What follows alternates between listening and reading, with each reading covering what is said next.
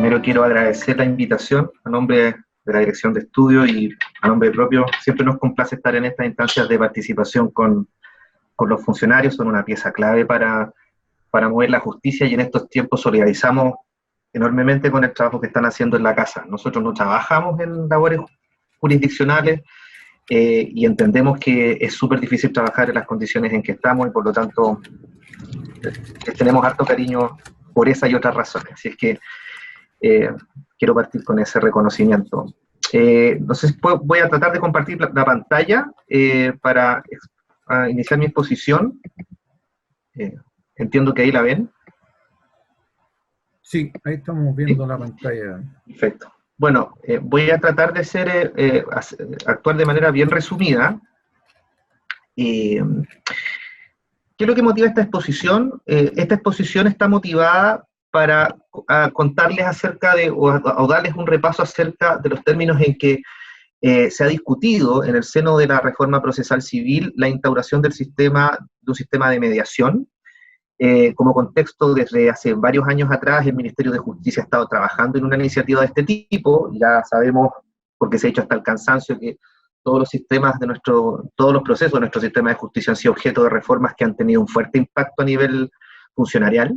Y nos va restando la última gran reforma, que es la reforma al sistema de justicia civil, en los que se han mezclado siempre temas relativos a cuáles son las necesidades jurídicas que no han sido satisfechas por el sistema de justicia, si acaso hay algunas competencias o algunos temas que son vistos por otros tribunales, tal vez debieran pasar a esta instancia. Por lo tanto, y el carácter residual del sistema civil, y sobre todo el carácter también de norma como suplementaria a nivel del propio código que regula la materia, tiene una importancia capital en el sistema. ¿Cuál es la regulación que ha propuesto, o la inspiración que ha propuesto la reforma impulsada por el Ministerio de Justicia? Que, insisto, el tema de la mediación va enmarcado en una batería de reformas que van a promover la oralidad, la inmediación, y todos los principios propios de los procesos reformados a esto.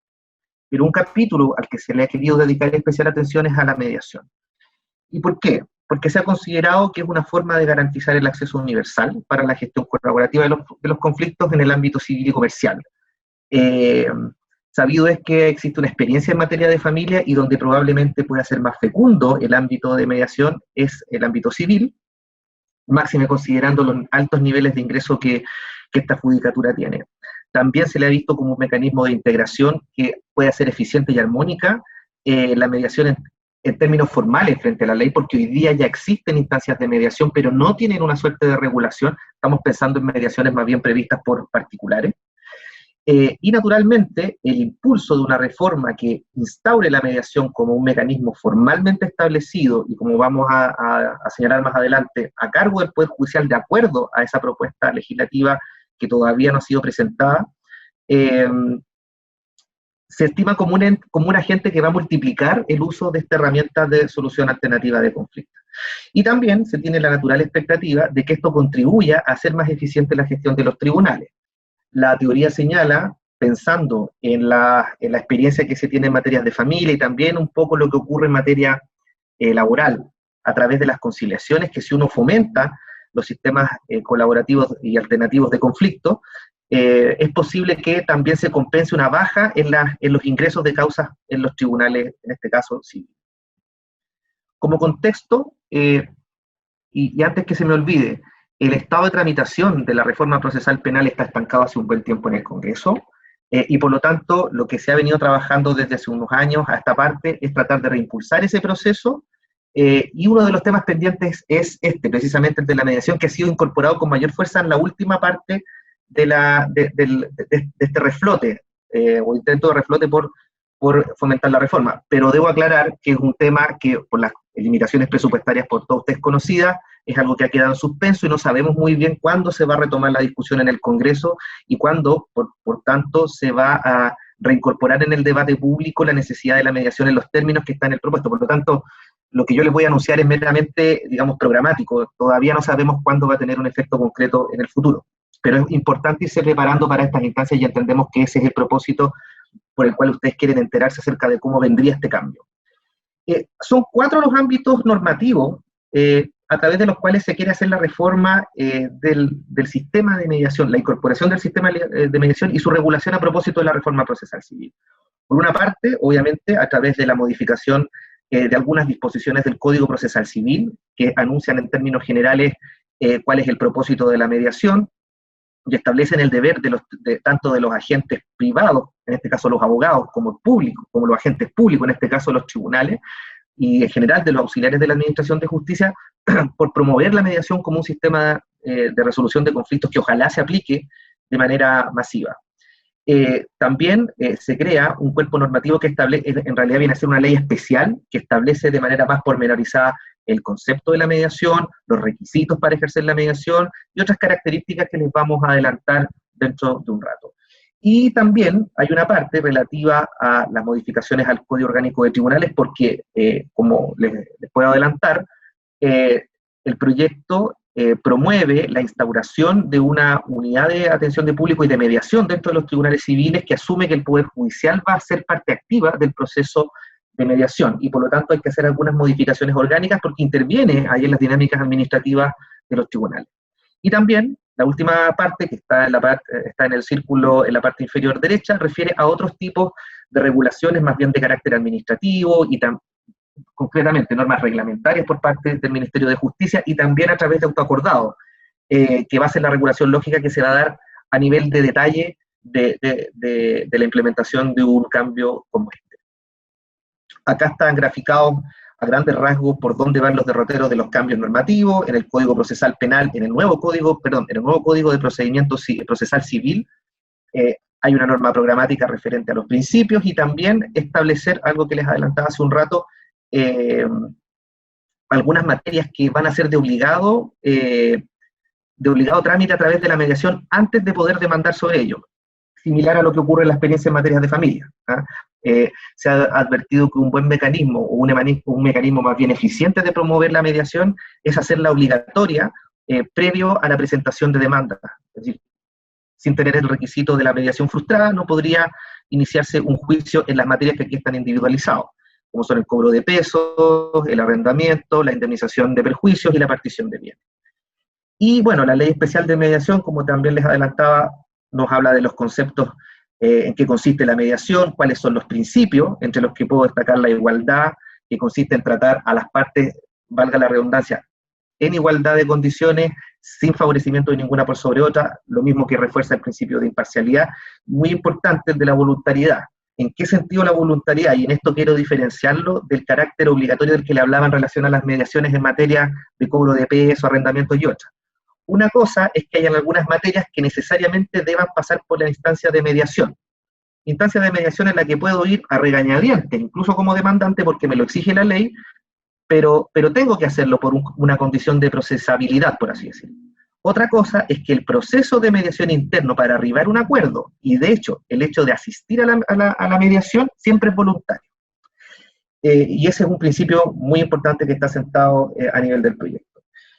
Otro tema importante referente a la suspensión de plazos, el hecho de que se presente un requerimiento de mediación y se inicie la gestión de mediación, va a permitir a la parte contar con el plazo que dure todo el trámite de mediación, que no se cuente como plazo de prescripción y por lo tanto pueda presentar su demanda en tiempo oportuno.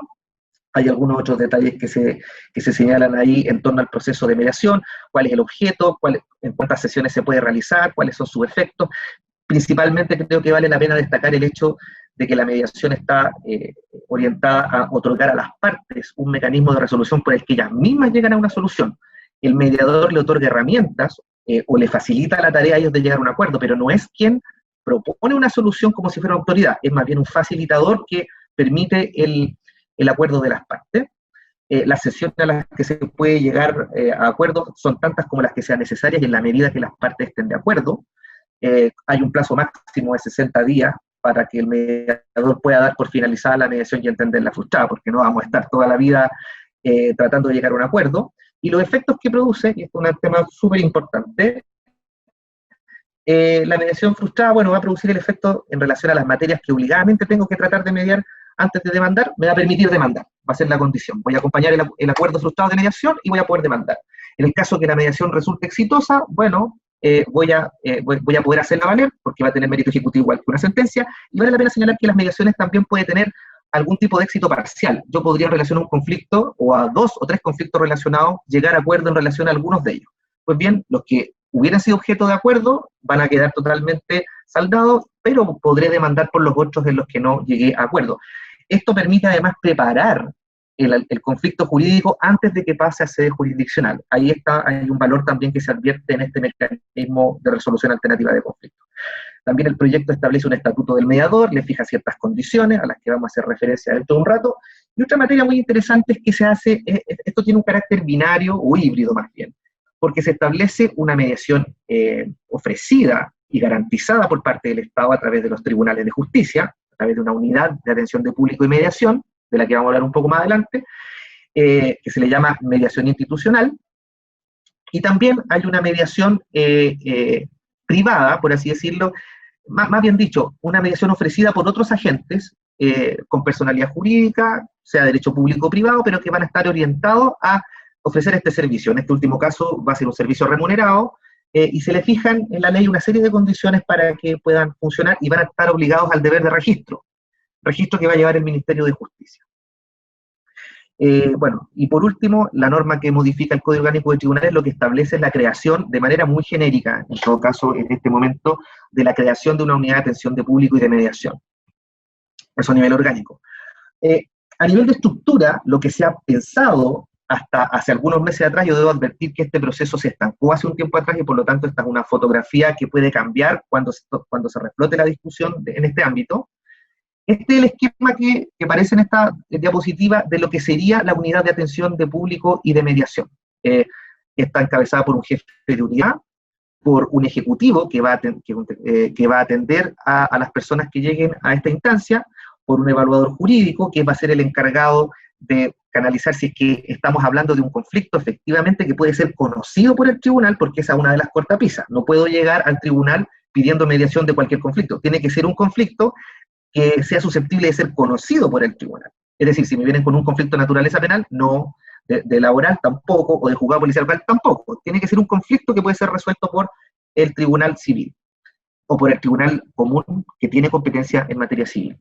Luego también tenemos un evaluador social, porque esta es una unidad no solamente de mediación, sino también de atención de público y que puede hacer derivaciones a otros servicios en función de que el conflicto a lo mejor se resuelve a través de la derivación de un servicio determinado o de otro órgano de la Administración de Justicia. Y luego están los dos entes encargados del punto central que objeto de esta presentación, que es el mediador, que es el que desarrolla este proceso de acercamiento entre las partes, y el facilitador, que más bien prepara la instancia de mediación y que cumple roles de ir a notificar a las personas que tienen que someterse a este proceso, tratar de convencerlas de que vayan al tribunal y acercar previamente a la instancia de mediación para allanar el camino a su eventual solución. Acá le mostramos el flujo muy a grandes rasgos de cómo sería el sistema.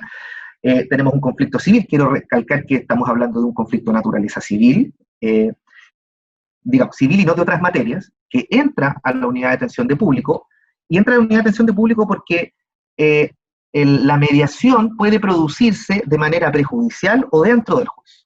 Yo puedo llegar como usuario al tribunal diciendo que tengo un conflicto de naturaleza jurídica y por lo tanto quiero mediar sobre el mismo, sea que se trate o no de un asunto que obligadamente tengo que mediar antes de demandar, ¿ya? Y la unidad de atención de público va a tener que hacer la derivación del caso, puede ser una instancia de mediación, puede tratarse de un asunto que no sea competencia del tribunal y lo va a devolver, y también puede ocurrir que habiendo entrado un asunto al sistema propiamente jurisdiccional a través de un juicio ordinario, ejecutivo, ahí está señalado simplificado, porque es una de las modalidades que contempla la reforma procesal civil, el conflicto salga porque el juez pueda determinar de que hay posibilidades de acuerdo y lo derive a la instancia de mediación. Es decir, el conflicto la mediación puede producirse antes del juicio o durante el juicio, y durante el juicio va a depender de la actitud que asuma el juez conforme a lo que observe en el rol que ejerzan las partes. Algunas características de la mediación judicial, bueno, de la mediación, es un nuevo servicio que va a ofrecer el Poder Judicial, que va a requerir nuevos perfiles, vamos a hablar un poco sobre eso también. Es un mecanismo universal, gratuito, que puede ser prejudicial y va separado del proceso. Sobre eso también nos vamos a pronunciar al final, porque hay algunos temas asociados a esto que pueden generar discusión. El ámbito de aplicación va a depender de la materia, ya lo adelantamos.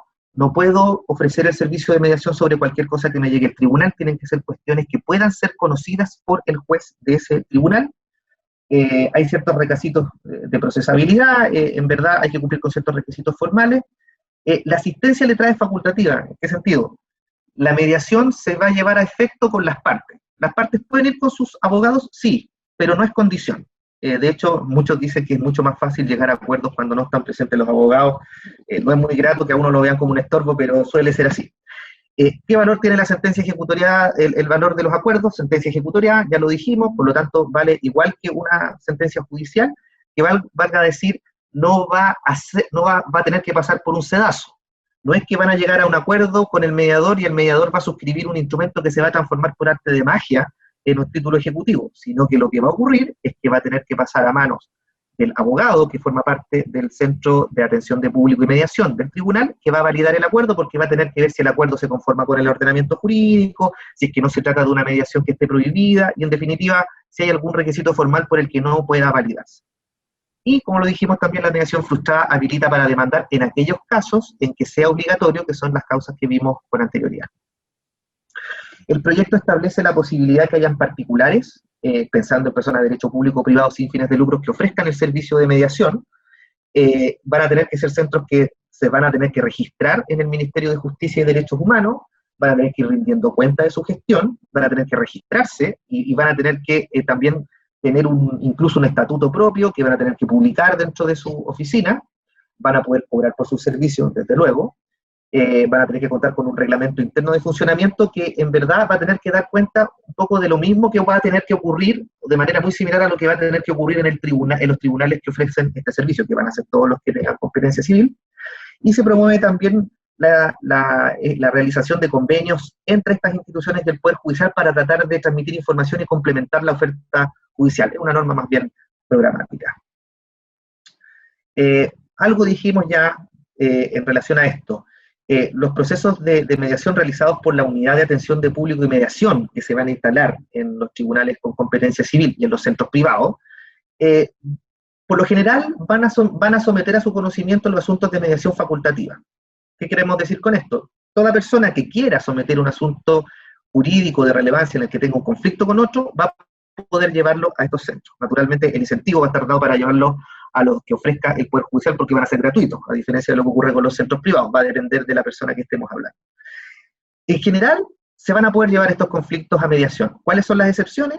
La primera, cuando se trata de materias de excepción previa y obligatoria, también lo anunciamos, en que necesariamente voy a tener que generar la instancia de mediación, aunque no tenga ninguna gana, para efectos de poder demandar. Y también están los casos de mediación prohibida, cuando se trata de derechos indisponibles. No puedo mediar sobre un asunto que no pueda ser renunciado por las partes. No sé, materia sucesoria, herencias, no puedo mediar en esos asuntos que son de negociación prohibida. Acá tenemos un flujo muy, muy sencillo de cómo funcionaría un caso que cuenta con acuerdo. Primero llega una persona y genera una consulta a la unidad de atención de público, se deriva a mediación, se evalúan los antecedentes, se cita a las partes, porque siempre hay que evaluar si esto se trata de un conflicto jurídico mediable o no, se cita a las partes, se realizan las sesiones de mediación que pueden frustrarse por distintas razones, porque la persona no llegue, o porque la persona no llega a acuerdo, o porque el mediador ve que no hay condiciones de igualdad. Hay un sinnúmero de circunstancias que pueden llevar a esa decisión. Lo que nos interesa es el caso en que se firme el acuerdo, porque hay pleno convencimiento de las partes en llegar a un consenso, y viene después el periodo de cumplimiento. ¿Qué pasa si no hay acuerdo? Se da el mismo flujo, con la diferencia de que en las sesiones de mediación no se arriba a un acuerdo, y en ese caso vuelve el asunto a la cabeza, digamos, de la orientación, de la unidad de orientación y mediación, y ahí se va a tener que evaluar por parte de la propia persona si es que acaso demanda por el asunto al que no llegó a acuerdo, o no hace nada, o bien se le abre la posibilidad de otras negociaciones a través de las corporaciones de asistencia judicial, o a lo mejor a través de una instancia de negociación con un órgano público que tenga que ver con el conflicto. También aquí, bueno, solo para reiterar, ¿cuáles son los efectos de la mediación? Bueno, la solicitud de mediación el solo hecho de presentar la solicitud de mediación ante el ente privado o ante la unidad de atención de público y mediación del Poder Judicial va a producir la suspensión del plazo de prescripción que yo tenía para demandar. Esa es una garantía, porque si no, no habría ningún incentivo para poder recurrir a esta herramienta, porque puede tardar, como vimos, hasta 60 días, incluso más tiempo si las partes están de acuerdo. ¿Cuál es el efecto del acuerdo? Bueno, es vinculante para ambas partes, no pueden arrepentirse, adquieren mérito de sentencia ejecutoria y por lo tanto puedo ir a requerir el juicio ejecutivo si es que la otra parte voluntariamente no lo cumple. Y aquí radica en lo que la literatura se indica o se piensa de que la gran gracia, una de las grandes gracias de la mediación, aparte de que devuelve la titularidad del conflicto a las partes, se apuesta mucho por esta herramienta porque se asume que si las personas llegan a acuerdo es más factible que cumplan. Es mucho más fácil cumplir un acuerdo al que yo llegué por un convencimiento propio versus una decisión de un tercero, que sería como sería un tribunal, que me está obligando a cumplirlo. ¿Y qué pasa si no hay acuerdo? Bueno, se retoma el cómputo de los plazos de la prescripción o caducidad, por lo tanto, vuelve a correr el tiempo que transcurrió antes, y en el caso que se trate de una mediación de obligada realización, antes de demandar, voy a poder ejercer esa acción judicial. Este es un tema importante y que puede ser sensible para ustedes. Me refiero al perfil del mediador, porque en el proyecto se ha apostado por esto, por profesionalizar la función, pensando que sea una persona con un título universitario de al menos 8 semestres, no se dice cuál, pero se exige que sea por una universidad o una institución acreditada por el Estado. Hay muchas materias que van a quedar entregadas también al reglamento. El mismo reglamento va a establecer los requisitos más específicos de cómo tendría que acreditarse esta circunstancia. Reglamento que va a estar en el Ministerio de Justicia. Y se exige además al menos 5 años de experiencia profesional acreditada y una especialización también, que puede ser un diplomado, un magíster en materias de mediación. Y también se exige después un proceso de formación continua del mediador. ¿Cuáles son algunos temas que uno puede observar con cierto nivel de criticidad o que a nosotros nos han causado algo de ruido? O que uno puede advertir que se viene en la discusión, además de lo que ustedes puedan plantear. Bueno, primero la ubicación de las unidades de atención de público y mediación dentro del Poder Judicial, obviamente, no es un tema pacífico. Hay algunas autoridades y personas que opinan que esto tal vez no debiera estar radicado dentro del Poder Judicial porque no hay experiencias cercanas, modelos latinoamericanos que hayan apostado por algo así, a pesar de lo cual se ha dicho que la gracia de instalar una mediación dentro del Poder Judicial radica en que le da un soporte de poder mucho más concreto, o sea, cuando está alojado dentro de la institucionalidad propia del judicial, le otorga una prestancia que es distinta, y ahí hay un argumento interesante, pero que no ha sido comprobado empíricamente. También se ha dicho, bueno, tal vez estas son una función que hoy día cumplen parcialmente las CAS, tienen mecanismos de resolución alternativa de conflictos, tal vez se podría pensar en alojar en otro órgano este tipo de apoyos. Otro aspecto que también se vincula con la ubicación dentro del Poder Judicial refiere a cuál va a ser el comportamiento de las personas. Probablemente se genere una expectativa muy grande, porque además la gestión va a ser obligada. Mientras se trate de un asunto sometido al conocimiento del tribunal, del que el tribunal sea competente, el Poder Judicial va a tener que ofrecer ese servicio de mediación, aun cuando no haya ningún interés ni remoto por la contraparte de ejecutarlo. Pero son los costos propios de un cambio de paradigma en la forma de hacer justicia. Y por eso también se ha pensado que tal vez una alternativa podría ser el desarrollo de proyectos pilotos, y particularmente nosotros teníamos como dirección de estudio proyectado uno que estamos tratando de ejecutar. Se vio frustrado por la situación pandémica. Concretamente hay 3 tribunales en Viña del Mar, los 3 juzgados civiles de Viña del Mar y un tribunal de competencia civil en San Bernardo, en los que estamos estableciendo un plan piloto duradero de 6 meses en que queremos ver cómo sería la experiencia de instalar una unidad, o más bien dicho, personas que puedan ejercer un rol de mediación y de apoyo también al juez en causas de conciliación probablemente, pero es algo que hemos tenido que dejar para después. Estamos viendo cuándo podemos ejecutarlo, porque en este momento es muy difícil, y si bien existen posibilidades de desarrollar alternativas online, es algo que requiere un proceso de adaptación por los tribunales y también por el ente que se adjudicó esto, que es la Universidad de Chile. Y también, bueno, relacionado con la ubicación dentro del Poder Judicial de esta unidad, se ha advertido que tal vez el hecho de que queden a cargo de la fiscalización del juez puede provocar problemas, porque desde luego acá hay como una especie de retroalimentación en las cargas.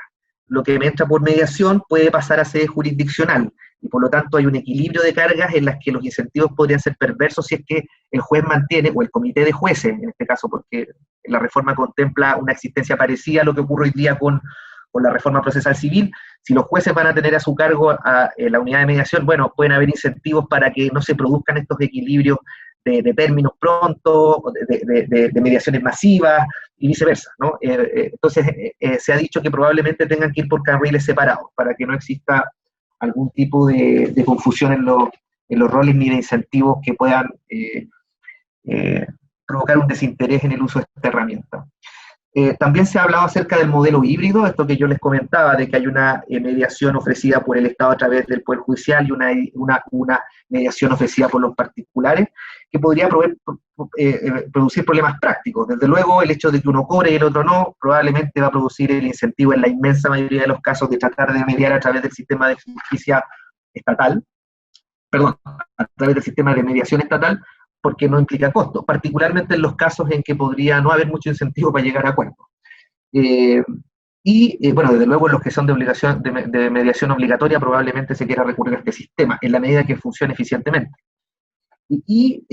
Bueno, también en relación del modelo híbrido se ha hablado de que podrían haber diferencias de criterio en las definiciones o de cómo se resuelven estos conflictos.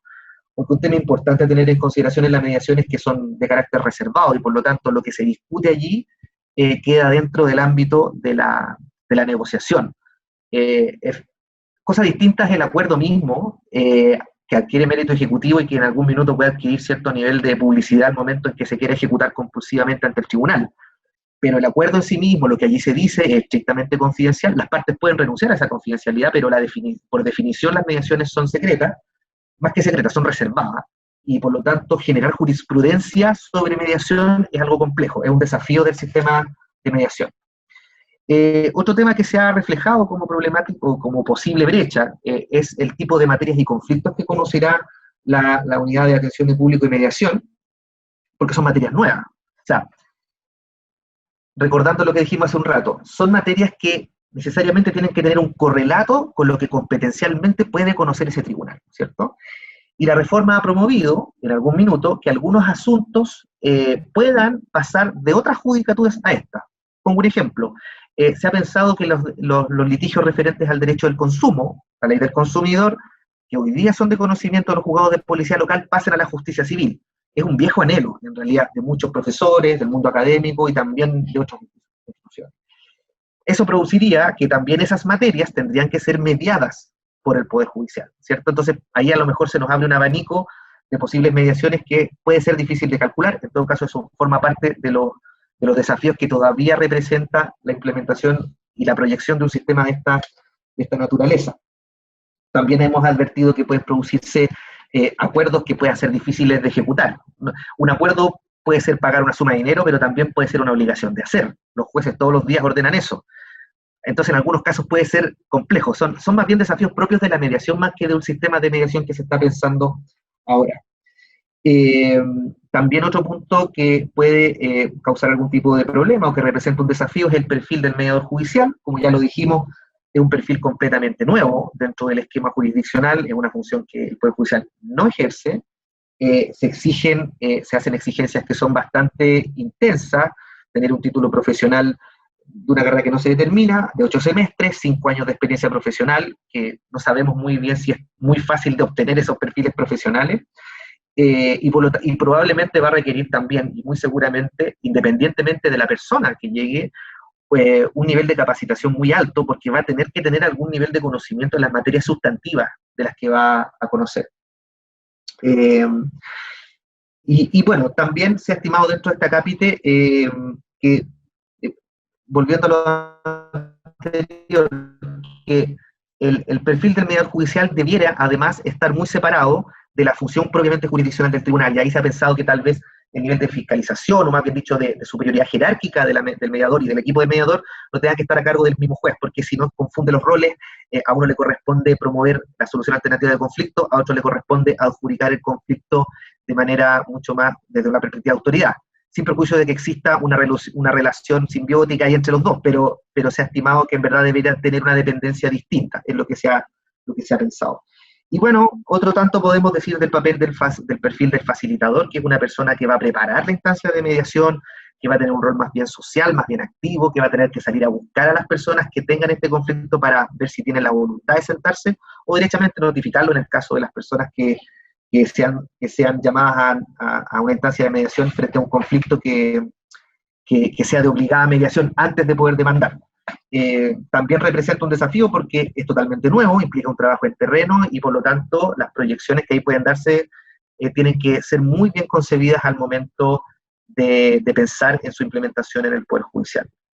Eso espero haber sido lo suficientemente sucinto, a lo mejor tienen varias inquietudes, tendremos tiempo de resolver las que alcancemos, pero solamente quiero al cerrar aclarar que en verdad esta es una iniciativa que está a cargo del Ministerio de Justicia, nosotros no somos titulares de esta iniciativa, hemos tenido algún tipo de conversación con ellos para hacerle observaciones, también hay ministros de la Corte Suprema que han estado a cargo de este proceso, pero todavía queda mucho por definir porque la reforma procesal en sí mismo todavía le faltan condiciones para poder ser vuelta a discutir y no se avisora todavía un plazo muy específico para evidenciar cuándo esto se va a producir. Muchas gracias.